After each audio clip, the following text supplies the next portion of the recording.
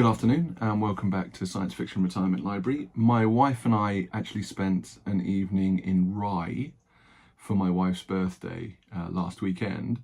I didn't go to a bookshop in Rye. I'm not aware that there is a second-hand bookshop in Rye.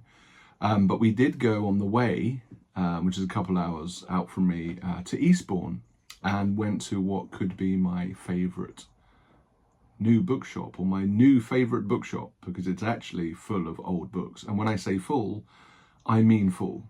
I don't think I've ever walked into a bookshop where straight away there are piles almost up to my chest of books on the floor, 3 or 4 deep. And yeah, it was just an incredible place to be. I actually said that to the guy working there. I said, what an amazing place to be. It's in Eastbourne on Grove Road, which is pretty much central, right next to some really nice coffee shops, etc. Really good parking just around the corner. And yeah, I just think it's a bit far for me to drive, but oh wow, I only spent, I don't know, 25 minutes there.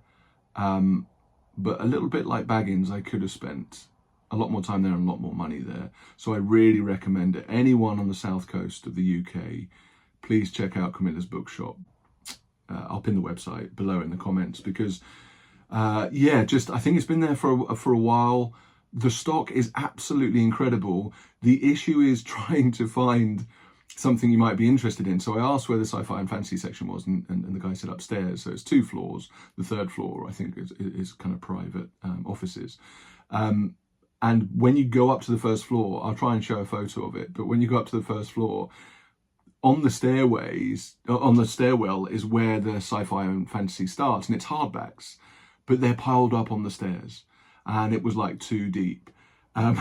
So I saw a couple of things straight away, and there's obviously loads of, I am sure, gems right down the back, etc.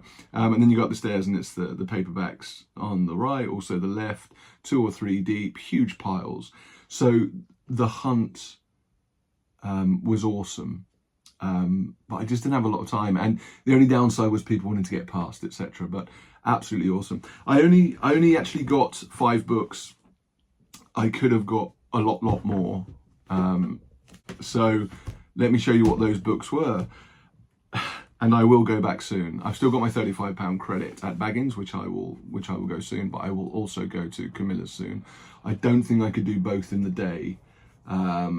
They're different directions for me, and that would be a long drive. It's a long drive anyway, but it's definitely worth it. So the first one I got was Hal Clements and Old Del Rey Through the Eye of a Needle. And this was £2, which I think is great.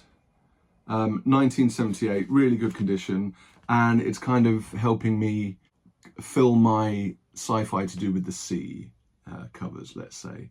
So that's a diver trying to save a woman that hasn't got any scuba on. Looks like a crashed spaceship. So really good, and £2 for a Valentine Del Rey from the late 70s. It has got that sticker on the back, but with my hairdryer, I will try to get that off. And then I got 2 Mark Adlard. Now these Mark Adlard, for some reason, have been on my wish list for a long time, and I've never picked them up. And I found both of these literally on top of each other in awesome condition. So multi-face Mark Adlard Orbit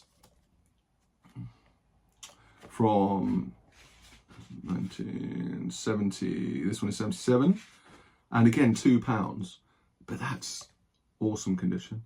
And I think this is a trilogy, and for some reason I've always liked the look of it. Not just because of the front cover, but there was the name multi-face. And then I got Volti-Face, or Volta-Face, in the same livery and pretty much the same condition, to be honest. I think that's 77 as well, also £2. So, yeah, that was on the paperback section, just up the stairs on the right. And I think, is it a wraparound cover? No, I don't think it is. Well, if there's 3, there might be the one in the middle missing, but yeah, really good, really happy with those. Something I want to obviously read. And I'm currently, you'll get this later, but I'm currently still on my 10-book challenge. I'm so slow. But I'm reading my first Cherryh which is Serpent's Reach, which I'm really enjoying. I'm only about 40 pages in, but really enjoying. And I picked up this. So I think I got another CJ Cherryh in this livery. Yeah, and I'm reading Serpent's Reach, which is a very interesting take on like a hive alien and then a human that ends up within the hive early doors, and the queen looks after the human, and it's, yeah, just really interesting. And this has the same kind of feel, it looks like. So yeah, I've got a couple of these in this livery. I think this is 1980 or something. Sorry, it's later than that, 1989. And believe it or not, this was $3.50 reduced to $1.50. And yeah, really good condition. And it's someone I think you guys know I want to read a lot more of, so I'm enjoying my first one a lot more on my TBR.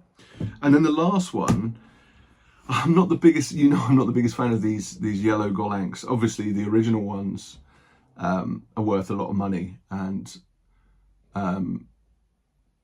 yeah, I'm happy to have them. I picked up a very good one in a haul recently, but I saw this and it's in really good condition. I think again it's 1980. And this was more expensive. This was $7.50. So yeah, 1980, but it's very, very good condition again.